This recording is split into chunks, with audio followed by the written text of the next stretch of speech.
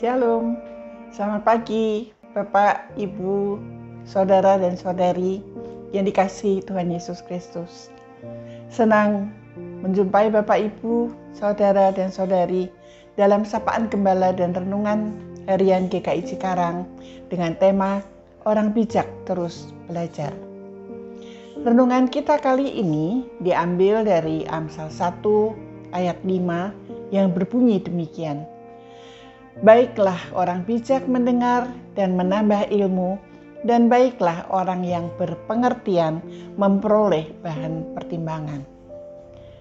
Pada masa sekarang, saya pernah menyaksikan bagaimana seorang menyerang pendapat yang berbeda dari pendapatnya.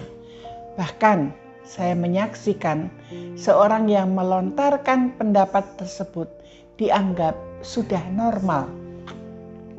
Hal mengenai serang menyerang pendapat ini ternyata juga dapat terjadi di kalangan akademis.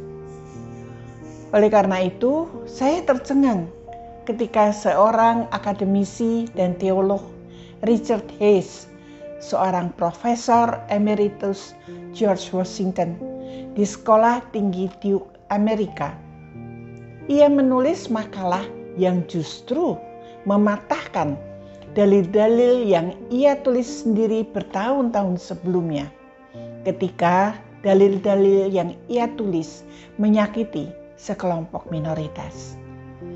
Dalam bukunya Reading with the Grain of Scriptures, Hays menunjukkan kerendahan hati yang luar biasa dengan mengoreksi pemikirannya sendiri di masa lalu.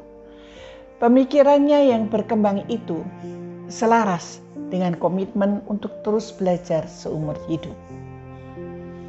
Bapak, Ibu, Saudara dan Saudari, di bagian awal kitab Amsal, Raja Salomo menuliskan sejumlah maksud dan penyusunan kumpulan kata bijak. Akan tetapi, di antara maksud-maksud itu, ia menyisipkan suatu tantangan untuk orang percaya. Baiklah, orang bijak mendengar dan menambah ilmu. Dan baiklah, orang yang berpengertian memperoleh bahan pertimbangan.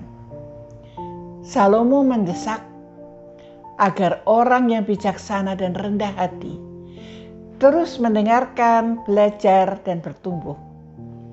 Teladan yang disampaikan oleh Salomo ini seperti sikap Rasul Paulus. Rasul Paulus yang menyatakan bahwa sekalipun telah mengikuti Kristus selama beberapa puluh tahun, ia terus mengejar pengenalan akan Tuhan Yesus, seperti yang tertulis di dalam Filipi 3 ayatnya yang ke-10. Salomo adalah orang yang paling berhikmat dan bijak di zamannya. Ia menulis 3.000 Amsal, tetapi hanya sebagian kecil dari karyanya dimasukkan dalam kitab Amsal. Salomo menyadari bahwa hikmat yang ia peroleh adalah karunia Allah kepadanya. Namun, berhikmat pada suatu masa tidak menjamin seseorang akan tetap berhikmat pada masa mendatang. Karena hikmat itu mudah ditinggalkan dan hilang. Sebagaimana Salomo meninggalkan hikmat Allah pada hari tuanya. Ia menjadi contoh klasik dari kebebalan dengan berpaling dari Allah dan mengikuti allah-allah lain. Ironisnya, Salomo mengabaikan apa yang pernah disampaikannya sendiri. Jika engkau tak mau belajar lagi, engkau akan lupa apa yang sudah kau pelajari. Yang tertulis di dalam Amsal 10 ayatnya yang ke-27.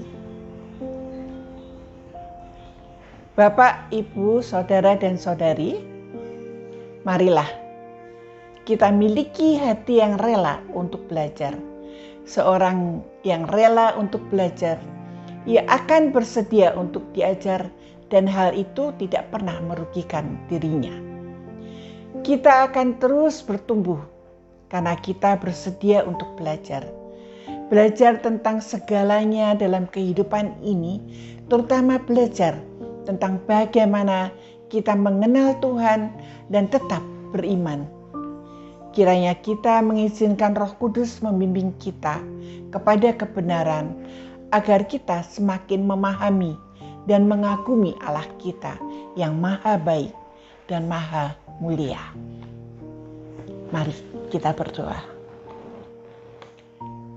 Allah yang maha kasih, kiranya Engkau berkenan untuk mengaruniakan kami kerendahan hati dan kerelaan untuk diajar, agar kami senantiasa mampu terus bertumbuh di dalam kasih karunia dan pengenalan akan Tuhan Yesus. Hanya di dalam nama Yesus Kristus kami telah berdoa serta mengucap syukur. Amin. Terima kasih, Tuhan Yesus memberkati.